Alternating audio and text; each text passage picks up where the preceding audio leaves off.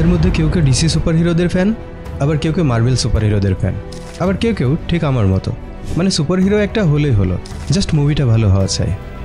আর তেমনই একটা অস্থির সুপার হিরো মুভি হলো হ্যাংকক। থর, আয়রন ম্যান আর সুপারম্যানদের ভিড়ে হ্যাংকক কোথায় যেন হারিয়ে গেছে। তো হ্যালো ফ্রেন্ডস, ওয়েলকাম টু গল্পবাজি।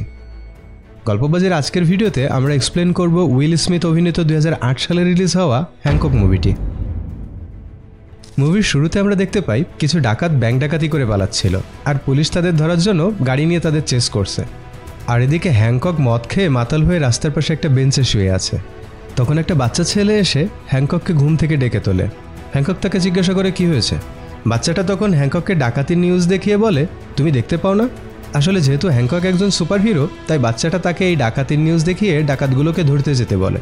কিন্তু হ্যাংকক হলো উগ্র মেজাজের, সে বাচ্চাটাকে সেখান থেকে চলে যেতে বলে।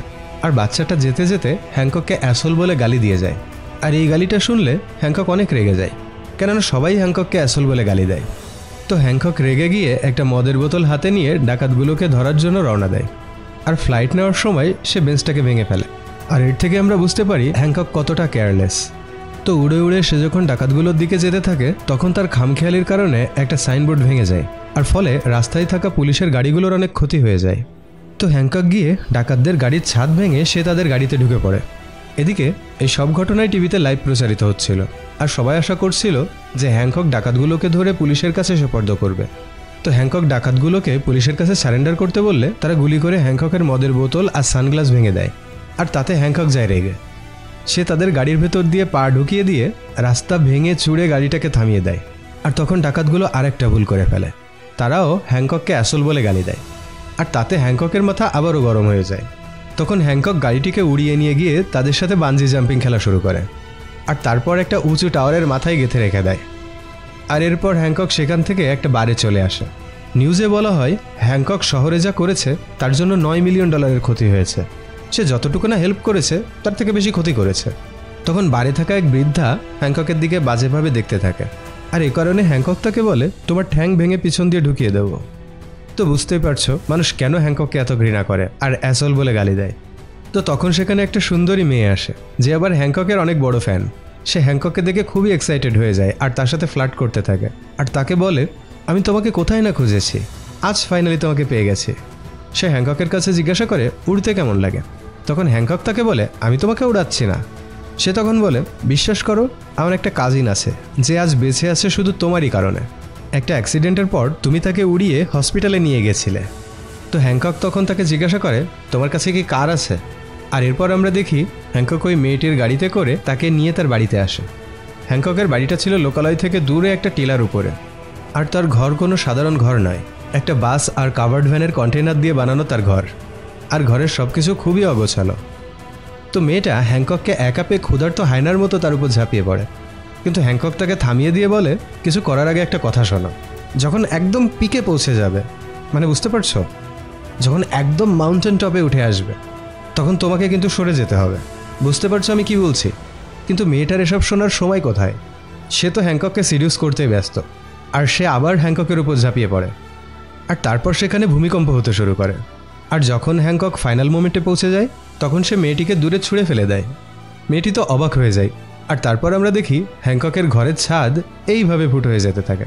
মানে কি পাওয়ার, বুঝতে পারছো? মেয়েটি যদি এখনও উপরে থাকতো তাহলে তার কি অবস্থাটাই না হতো।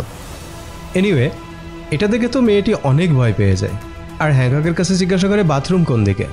তো হ্যাংকক তাকে বাথরুম দেখিয়ে দেয় আর মেয়েটিকে জিজ্ঞাসা করে, তুমি ঠিক আছো তো? আমি এই ব্যাপারটাই তোমাকে বলার চেষ্টা করছিলাম। তুমি যদি চাও আমি তোমাকে উড়িয়ে নিয়ে যেতে পারি। উপর থেকে পৃথিবী অনেক সুন্দর।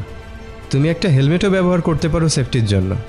তো মেয়েটির কোনো সাড়া শব্দ না পেয়ে হ্যাংকক উকি দিয়ে দেখে যে মেয়েটি সেখান থেকে পালিয়ে যাচ্ছে। তো এরপর আমরা এই লোকটিকে দেখতে পাই। এই লোকটির নাম হলো রে, আর সে একজন পাবলিক রিলেশনশিপ অফিসার। রে কয়েকজন বড় বিজনেসম্যানকে একটা মিটিংয়ে আমন্ত্রণ করেছে। আর তাদেরকে সে বলে, আজ আমরা এখানে কথা বলবো চ্যারিটি নিয়ে। আপনারা আপনাদের ইনকামের 1 থেকে 2% দান করে দেন, আর যার বিনিময়ে আপনাদের কোনো উপকারই হয় না।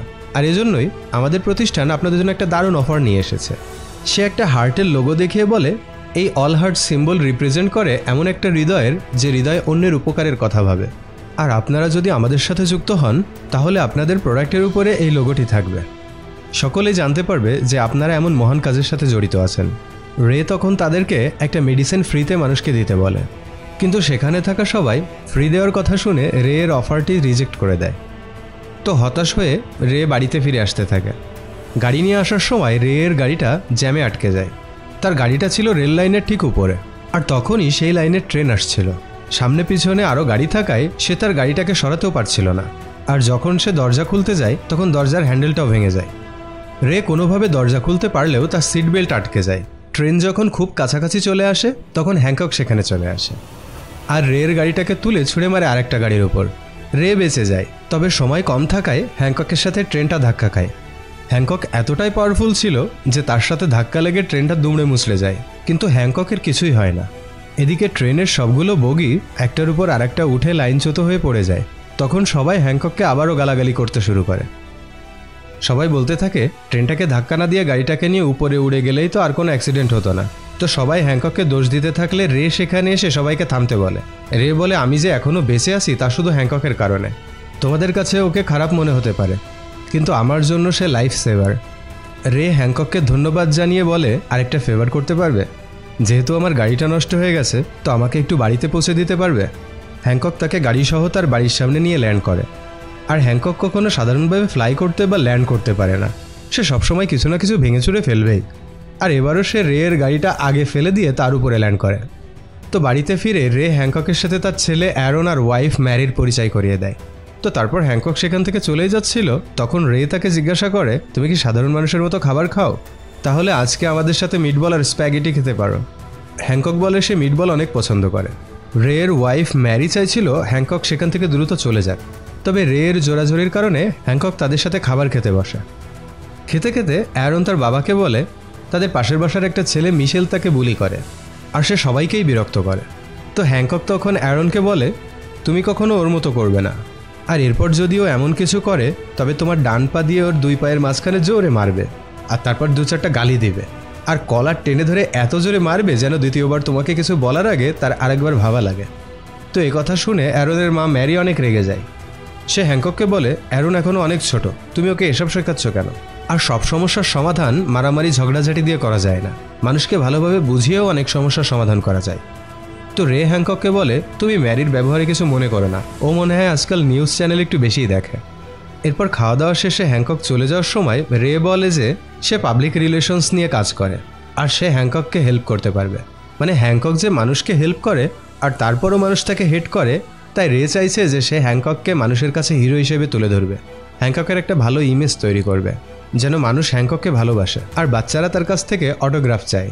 তো রে যখন এই কথাগুলো বলছিল তখন কিছু মানুষ সেখানে হাঁ করে হ্যাংককের দিকে তাকিয়েছিল। তখন হ্যাংকক তাদেরকে বলে, তোমাদের আর কোনো কাজ নেই?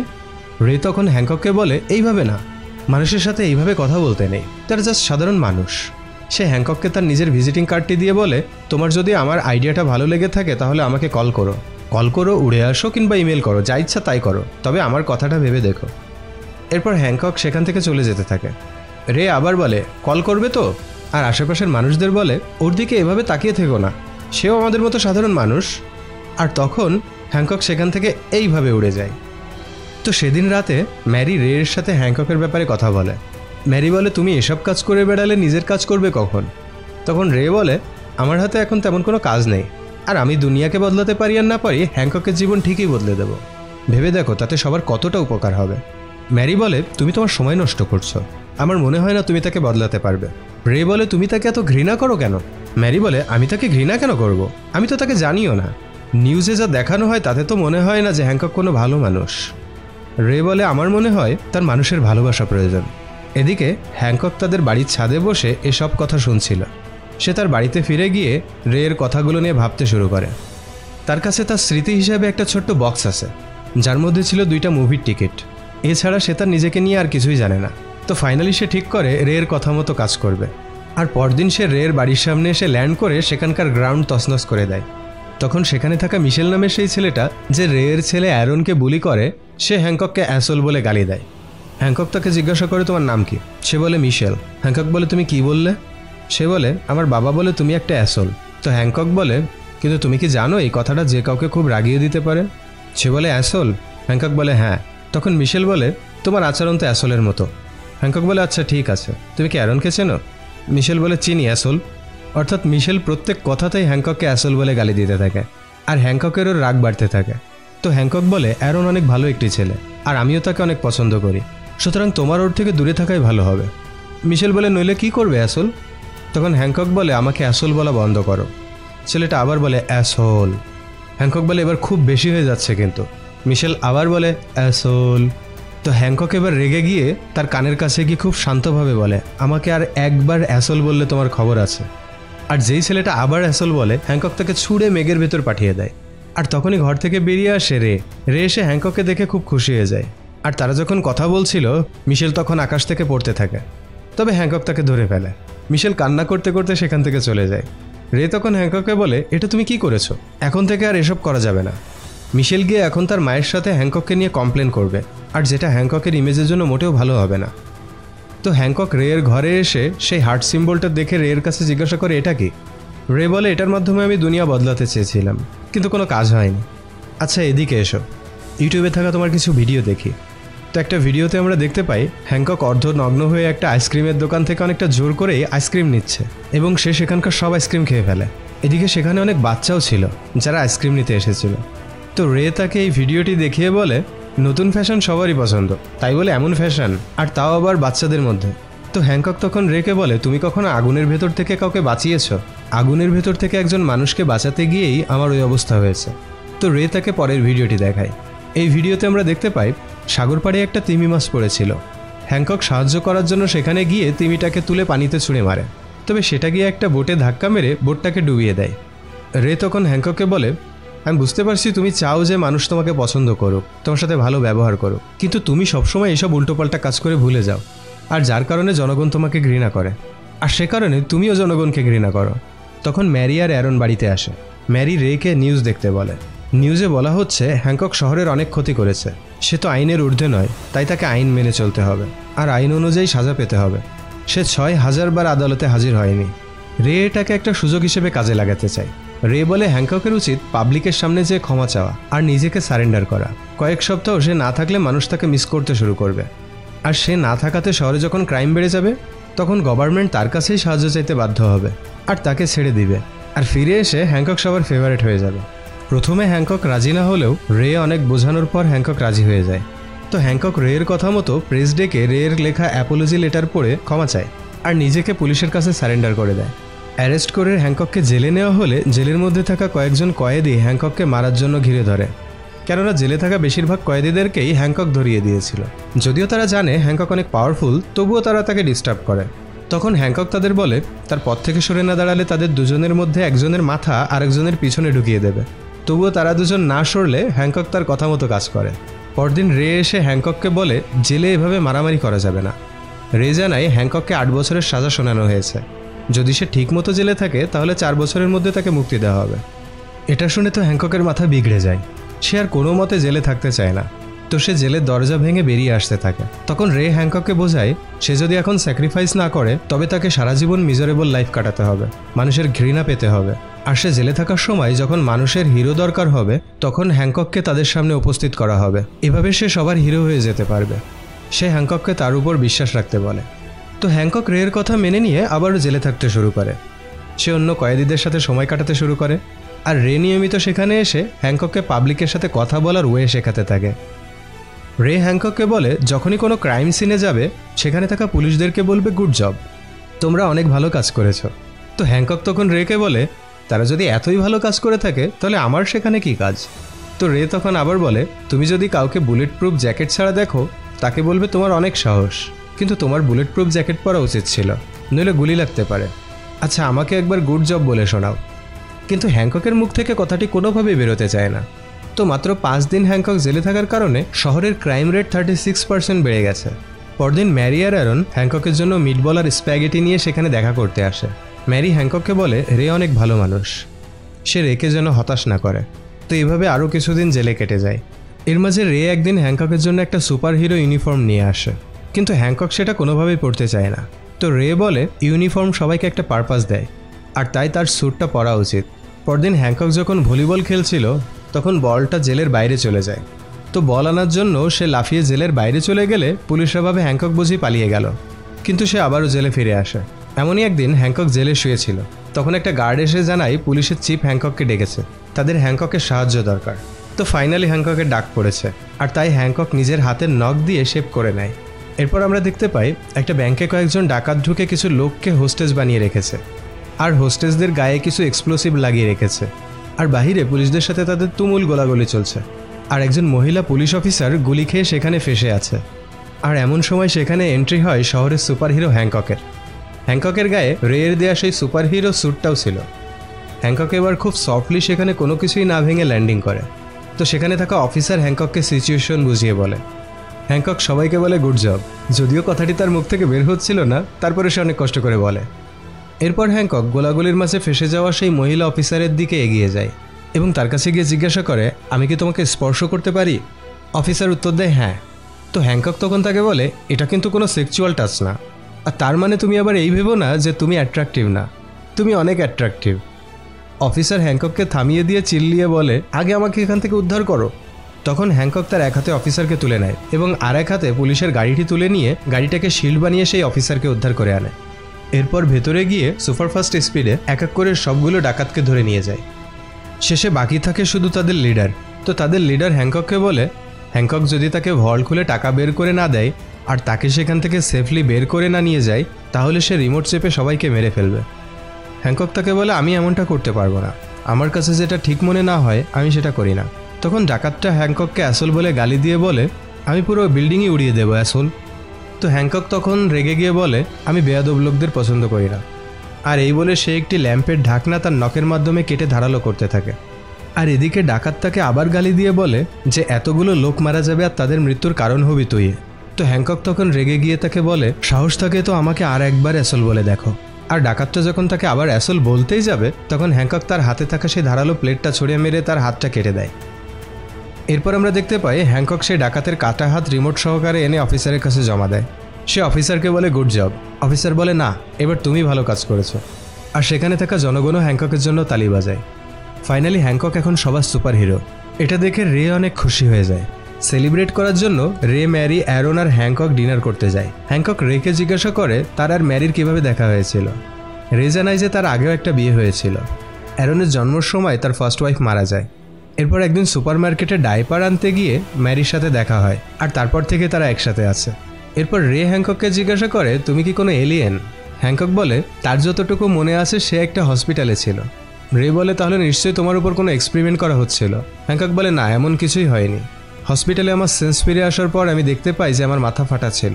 নার্স আমার হাতে ইঞ্জেকশন ঢোকাতে গেলে আমার হাতে লেগে নিডলটাই ভেঙে গিয়েছিল, আর তার 1 ঘন্টার মধ্যেই আমার মাথা ঠিক হয়ে গিয়েছিল। তবে আমার আশেপাশে আপন কেউই ছিল না, আর কেউ আমাকে দেখতেও আসেনি। নার্স আমার নাম বলেছিল জন হ্যাংকক। পরে আমি আমার পকেটে কিছু বাবলগাম আর 2টো মুভির টিকিট পেয়েছিলাম। ম্যারি বলে, মাথায় আঘাত পাওয়ার কারণে হয়তো অ্যামনেশিয়া হয়েছে, তাই সে সব কিছু ভুলে গেছে। রে বলে, এত বড় একটা ঘটনা নিউজে আসলো না কেন? হ্যাংকক বলে, নিউজে এসেছিল, তবে সেটা 80 বছর আগের কথা। তার মানে এই ঘটনা 80 বছর আগে ঘটেছিল। হ্যাংকক তখন অনেক ইমোশনাল হয়ে বলে, আমাকে কেউই দেখতে আসলো না, আমার আপন বলতে কি কেউই নেই? কথাগুলো শুনে ম্যারির চোখেও জল এসে যায়। সে অনেক আবেগঘন চোখে হ্যাংককের দিকে দেখতে থাকে আর তাকে বলে, আই এম সরি। হ্যাংকক তাকে বলে, তুমি কেন সরি বলছো? তুমি তো আর কিছু করোনি। এখানে দেখে মনে হয় তারা দুজন দুজনের প্রতি কেমন আকর্ষণ ফিল করছিল। তো অত্যাধিক ড্রিঙ্কস করে রে মাতাল হয়ে গেলে হ্যাংকক রেকে কাঁধে তুলে বাসায় পৌঁছে দেয়। আর এরপর হ্যাংকক ম্যারিকে বিদায় জানাতে কিচেনে এলে ম্যারি দেখে হ্যাংককের হাতে কালশিটে পড়ে গেছে। হ্যাংকক বলে, আমিও অবাক হচ্ছি যে এটা কি করে হলো। ম্যারি তাকে বলে, তোমার এখন চলে যাওয়া উচিত। কিন্তু অদ্ভুত এক আকর্ষণে হ্যাংকক সেখান থেকে যেতে পারে না, আর সে ম্যারির আরও কাছে আসতে থাকে। ম্যারিও কেন যেন নিজেকে রেজিস্ট করতে পারে না, আর তারা একে অপরকে কিস করতে শুরু করে। আর হঠাৎ করেই ম্যারি হ্যাংকককে অনেক জোরে ছুঁড়ে মারে, আর সে ঘরের দেয়াল ভেঙে বাইরে গাড়ির উপরে গিয়ে পড়ে। হ্যাংকক তো অবাক হয়ে যায়, ম্যারির মধ্যে এত শক্তি এলো কিভাবে। তখন ম্যারি হ্যাংকককে ওয়ার্নিং দিয়ে বলে, এই ব্যাপারে রে যেন কোনোভাবে জানতে না পারে। পরদিন সকালে ঘুম থেকে উঠে রে জিজ্ঞাসা করে, এসব কিভাবে হলো? ম্যারি বলে, গতকাল রাতে হ্যাংকক অনেক জোরে হাঁচি দিয়েছে, আর যার কারণে এমনটা হয়েছে। তো পরদিন হ্যাংকক আবারও সেখানে আসলে ম্যারি তাকে বলে, তোমার এখান থেকে চলে যাওয়া উচিত, তুমি আরেকটা হাঁচি দিলে আমাদের ঘরটাই উড়ে যাবে। তো রের ফোনে একটা কল আসলে সে কথা বলতে থাকে। এদিকে হ্যাংকক চুপি চুপি একটা কাঁটা চামচ নিয়ে ম্যারির পিঠে চেপে ধরলে চামচটি বাঁকিয়ে যায়। এরপর একটা কাঠের বেলুন নিয়ে ম্যারির মাথায় আঘাত করলে বেলুনটি ভেঙে যায়, কিন্তু ম্যারির কিছুই হয় না। হ্যাংকক ম্যারিকে আলাদাভাবে এ ব্যাপারে কথা বলার জন্য বলে, কিন্তু ম্যারি তাকে চলে যেতে বলে। ম্যারি তাকে চলে যেতে বললে হ্যাংকক 2টা ফ্রাই প্যান নিয়ে ম্যারিকে মারতে আসে। ম্যারি রের সামনে ধরা পড়তে চায় না, তাই সে হ্যাংককের সাথে কথা বলতে রাজি হয়ে যায়। এদিকে জেলে আমরা সেই 3জন ক্রিমিনালকে দেখি, যাদের 2জনকে হ্যাংকক জেলে এসে মেরেছিল, আর একজন ব্যাংক ডাকাতদের লিডার যার হাত কেটে দিয়েছিল। তারা হাত মিলিয়ে বলে যে যেভাবেই হোক তারা হ্যাংকককে মেরে প্রতিশোধ নেবেই। এরপর ম্যারি হ্যাংককের বাড়িতে তার সাথে কথা বলার জন্য আসে। সে হ্যাংকককে শর্ত দেয় যে তুমি তোমার প্রশ্ন করবে আর আমি আমার উত্তর দেব, আর এরপর তুমি শহর ছেড়ে চলে যাবে। হ্যাংকক বলে আমি শহর ছেড়ে যাব না। তো এই শুনে ম্যারি সেখান থেকে চলে যেতে থাকে, আর তা দেখে হ্যাংকক বলে আচ্ছা ঠিক আছে। তো হ্যাংকক তাকে বলে আমরা 2জনে একই রকম। ম্যারি বলে না, আমি বেশি শক্তিশালী। হ্যাংকক বলে তাই নাকি? ম্যারি বলে হ্যাঁ। হ্যাংকক জিজ্ঞাসা করে আমাদের পরিচয় কি? ম্যারি বলে দুনিয়ার মানুষ আমাদের অনেক নামেই ডাকত, তবে এখন সুপার হিরো বলে ডাকে। হ্যাংকক আবারও জিজ্ঞাসা করে আমাদের মতো আর কি কেউ আছে? ম্যারি বলে আগে ছিল, তবে এখন তারা সবাই মারা গেছে, এখন শুধু আমরা 2জনই বেঁচে আছি। হ্যাংকক জিজ্ঞাসা করে তাদের 2জনের ভিতরে সম্পর্ক কি? ম্যারি বলে তারা 2জনে ভাই বোন। হ্যাংকক বলে না, তা হতে পারে না, ভাই বোন হলে গত রাতে তুমি আমাকে কিস করতে না। হ্যাংকক বুঝে যায় যে ম্যারি মিথ্যা বলছে, তাই সে রেকে সবকিছু জানানোর জন্য উড়ে যেতে শুরু করে। তখন ম্যারিও হ্যাংকককে আটকাতে তার পেছনে যায়। তো তখন তাদের মধ্যে বিশাল একটা ফাইট শুরু হয়ে যায়, আর ফাইটটা ছিল দেখার মতো। বুঝতেই পারছো 2জন সুপার হিরোর মধ্যে ফাইট হলে কি হয়, পুরো শহরে ভাঙচুর শুরু হয়ে যায়। এখানে আমরা দেখতে পাই ম্যারি ওয়েদার কন্ট্রোল করতে পারে। ম্যারি ভয়ানক এক টর্নেডো তৈরি করে হ্যাংকককে অ্যাটাক করে। ফাইট করতে করতে একসময় তারা রের অফিসের সামনে চলে আসে, আর ফাইটের এক পর্যায়ে হ্যাংকক ম্যারিকে চেপে ধরে সরি বলে। সে বলে আমি যেই হই না কেন, আর আমি তোমার সাথে যাই করে থাকি না কেন, তার জন্য আমি সরি। তখন রে উপর থেকে তাদের দেখে ফেলে। রে বাড়িতে ফিরে আসলে ম্যারি আর হ্যাংককও সেখানে এসে পৌঁছায়। ম্যারি রেকে জানিয়ে দেয় যে সেও হ্যাংককের মতো একজন সুপার হিরো। এখন শুধু তারা 2জনই বেঁচে আছে, আর বাকি সবাই বিয়ে করেছিল, যে কারণে তারা সবাই মারা গেছে। রে ম্যারিকে সবকিছু খুলে বলতে বলে। ম্যারি জানায় টেকনিক্যালি হ্যাংকক হচ্ছে তার হাজব্যান্ড, তবে তারা অনেক আগেই আলাদা হয়ে গিয়েছিল, আর মাথায় আঘাত লাগার কারণে হ্যাংককের তেমন কিছুই মনে নেই। রে বলে তোমার তো সব মনে ছিল, তুমি কেন এতদিন আমাকে কিছু বলোনি? সত্যি করে বলো তোমাদের ভিতরে এসব কতদিন ধরে চলছে? ম্যারি তখন বলে আমাদের জাতিকে জোড়া হিসেবে সৃষ্টি করা হয়েছিল, আর আমরা একে অপরের প্রতি আকর্ষিত হই। আমি দুনিয়া যে প্রান্তেই থাকি না কেন ও আমাকে খুঁজে নেবেই, এটাই আমাদের নিয়তি। কিন্তু আমি নিয়তির কাছে হার মানতে চাইনি, আর সে কারণেই আমি তোমাকে বেছে নিয়েছিলাম। আর এ কথা শুনে হ্যাংকক অনেক কষ্ট পায়। সে বলে আর তুমি আমাকে একা ছেড়ে দিয়েছো, আমাকে এটা ভাবতে বাধ্য করেছো যে পৃথিবীতে আমার কেউ নেই। ম্যারি বলে তাতে কী বা যায় আসে, এমনিতেও তোমার কিছু মনে নেই। রে বলে ঠিক আছে, তো এরপরে কি? ম্যারি বলে এমন কখনো হবে আমি ভাবিনি, আর এই বলে সে সেখান থেকে চলে যায়। এরপর হ্যাংকক আবারও মদ খেতে শুরু করে। তো মদ কেনার জন্য সে সুপার শপে গেলে শপ ওনার হ্যাংকককে ইশারা করে বোঝায় যে তাকে 2জন ছিনতাইকারী আটকে রেখেছে। নিচে 2জন ছিনতাইকারী শপ ওনারের দিকে গান পয়েন্ট করে রেখেছিল। তো হ্যাংকক একজনকে টেনে বের করে আনে, আর অন্যজন শপ ওনারের মাথায় গান পয়েন্ট করে। তখন হ্যাংকক একটা চকলেট বার নিয়ে এসে তার দিকে ছুঁড়ে মারে, তবে ততক্ষণে সে হ্যাংককের দিকে গুলি করে দেয়। যদিও হ্যাংকক ছিল বুলেট প্রুফ, এর আগে কখনোই বুলেট তার গায়ে লাগেনি, কিন্তু এবার অদ্ভুত কোনো কারণে গুলি খেয়ে হ্যাংকক আহত হয়ে যায়। তাকে দ্রুত হসপিটালে নেওয়া হয়। হ্যাংকক বুঝতে পারে না যে তার সাথে কী হচ্ছে। তো রে অ্যারনকে নিয়ে হসপিটালে হ্যাংকককে দেখতে আসে। ম্যারি এসে হ্যাংকককে বলে যে তারা ধীরে ধীরে মর্টাল হয়ে যাচ্ছে, কারণ তারা অনেক কাছাকাছি এসে গেছে। যার মানে তারা 2জন জোড়া হওয়ায় তারা কাছাকাছি আসলে তাদের শক্তি কমতে শুরু করে, আর তারা মর্টাল হয়ে যায়। এর মাধ্যমে তারা মানুষের মতো জীবনযাপন করতে পারে। এর আগেও তারা অনেকবার একসাথে হয়েছিল, প্রতিবারই তারা মর্টাল হয়ে গিয়েছিল, আর প্রতিবারই তাদের উপর অ্যাটাক করা হয়েছে। 80 বছর আগেও তারা একসাথে ছিল। তো মায়ামিতে থাকার সময় তাদের উপর অ্যাটাক করা হয়েছিল, আর সেবার হ্যাংককের মাথায় মারাত্মক আঘাত লাগে। হাসপাতালে নেওয়ার পর যখন হ্যাংককের জ্ঞান ফিরে আসে, সে তখন ম্যারিকে চিনতে পারেনি, আর হ্যাংককের ভালোর জন্যই ম্যারি তাকে ছেড়ে চলে আসে। তো তারা কথা বলছিল, এমন সময় সেই 3জন ক্রিমিনাল এসে তাদের উপর গুলি করতে শুরু করে, আর হ্যাংকককে বাঁচাতে গিয়ে ম্যারির গায়ে গুলি লাগে। তখন ম্যারিকে বেডে শুইয়ে দিয়ে হ্যাংকক ক্রিমিনালগুলোর সাথে ফাইট করতে থাকে। হ্যাংকক রে আর অ্যারনকে সেফ জায়গায় থাকতে বলে, আর ডাক্তাররা ম্যারিকে ট্রিটমেন্ট করতে শুরু করে। তারা 2জন কাছাকাছি থাকায় তারা মর্টাল হয়ে গিয়েছিল, তাই হ্যাংকক ক্রিমিনালগুলোর সাথে পেরে উঠছিল না। তবুও হ্যাংকক তার শেষ শক্তি দিয়ে লড়াই করতে থাকে। তো এরপর সেই মেন লিডার এসে হ্যাংকককে অনেকগুলো গুলি করে, আর এদিকে ম্যারির হার্টবিট বন্ধ হয়ে যায়। একদিকে ম্যারির হার্টবিট বন্ধ হয়ে যায়, আর অন্যদিকে হ্যাংককের অবস্থাও খুব খারাপ হয়ে যায়। এরপর যখনই ক্রিমিনালটা হ্যাংককের মাথায় ফায়ার করবে তখন রে একটা কোড়াল নিয়ে এসে ক্রিমিনালটার অন্য হাতটাও কেটে দেয়। হ্যাংকক বুঝতে পারে যে ম্যারিকে বাঁচানোর জন্য তাকে অনেক দূরে চলে যেতে হবে। সে তার শেষ শক্তিটুকু ব্যবহার করে হাসপাতালের বাইরে লাফ দিয়ে নিচে এসে পড়ে, আর এতে ম্যারির হার্টবিট ফিরে আসে। হ্যাংককও নিজের শক্তি ফিরে পেতে শুরু করে, আর ধীরে ধীরে লাফাতে লাফাতে হ্যাংকক একসময় অনেক বড় একটা লাফ দিয়ে চলে যায়, আর এদিকে ম্যারি পুরোপুরি সুস্থ হয়ে যায়। তো এরপর আমরা দেখতে পাই রে আর ম্যারি একসাথে আছে, আর এমন সময় হ্যাংকক রেকে কল করে উপরে তাকাতে বলে। রে উপরে তাকিয়ে দেখতে পায় যে চাঁদের রের সেই অল হার্ট সিম্বলটি খোদাই করা। হ্যাংকক রের ভালো কাজকে উৎসাহ দেওয়ার জন্য এটা করেছে। আর মুভিটা এখানেই শেষ হয়ে যায়। তো কেমন লাগলো গল্পবাজির আজকের মুভির গল্প কমেন্ট করে জানিয়ে দিও, আর তোমার ফেভারিট সুপারহিরো মুভি কোনটা সেটাও কমেন্ট করে জানিয়ে দিও। এক্সপ্লেন ভালো লাগলে লাইক, কমেন্ট অ্যান্ড শেয়ার করে দিও, আর এরকম আরও এক্সপ্লেন পেতে অবশ্যই সাবস্ক্রাইব করে বেল আইকন বাজিয়ে দিও। তো কথা হবে পরের কোনো মুভির গল্প নিয়ে, সে পর্যন্ত সাথেই থেকো।